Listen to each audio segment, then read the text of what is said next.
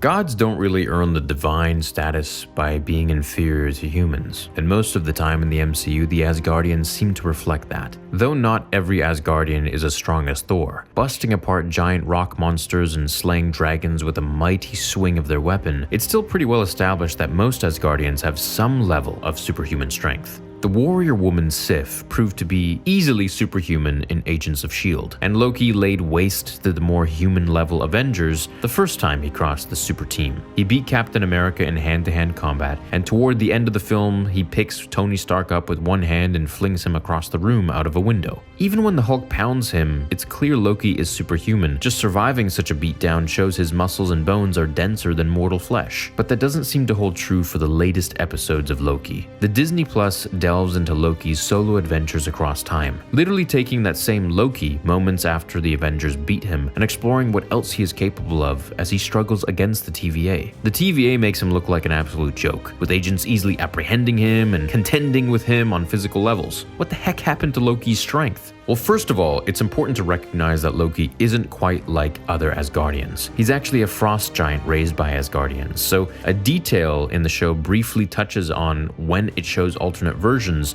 of the god of mischief. His frosty nature seems to change based on environmental factors, with the casket of ancient winters bringing out his blue-tinted look. This could mean that his strength is more variable than pure Asgardians like Sif and Thor. It's also crucial to notice that in Avengers, Loki wielded the Mind Stone within his scepter, using its powers frequently throughout the film. Even beyond its ability to influence minds, the stone could release energy blasts, and through drawing out its powers, the Sokovian Quicksilver gained his super speed. Since it's already canon that the scepter can enhance physical attributes, it's entirely possible Loki used it to boost his strength. This is probably the likeliest explanation for Loki's shift in strength from the series. None of his showings outside of Avengers indicates the usual superhuman levels of Asgardian strength, and throughout the Loki series, he never displays it. The simplest answer may be that he doesn't actually have superhuman strength at all. If that's true, that could be all the more reason for him to turn to magic and trickery from such an early age. One way the series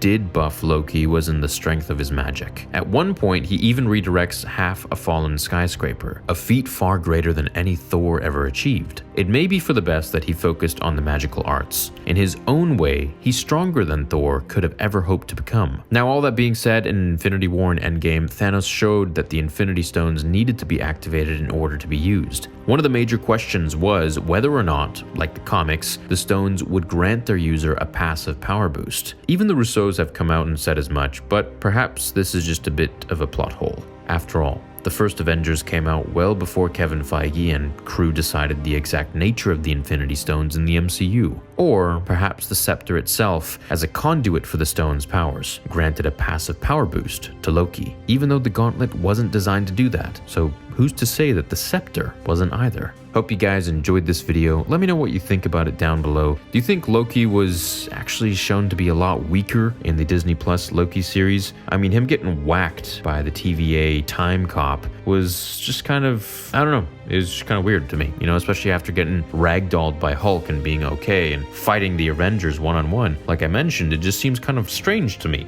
that would happen to him. Like, did his powers get completely swiped, or what's the deal? Are they that much more powerful than him? I don't think so. So anyways, hope you enjoyed this video and the theory behind it and the explanation. Let me know your thoughts down below. Have a great rest of your day. Leave a like if you enjoyed it and subscribe here if you're new, please. With great power comes great responsibility.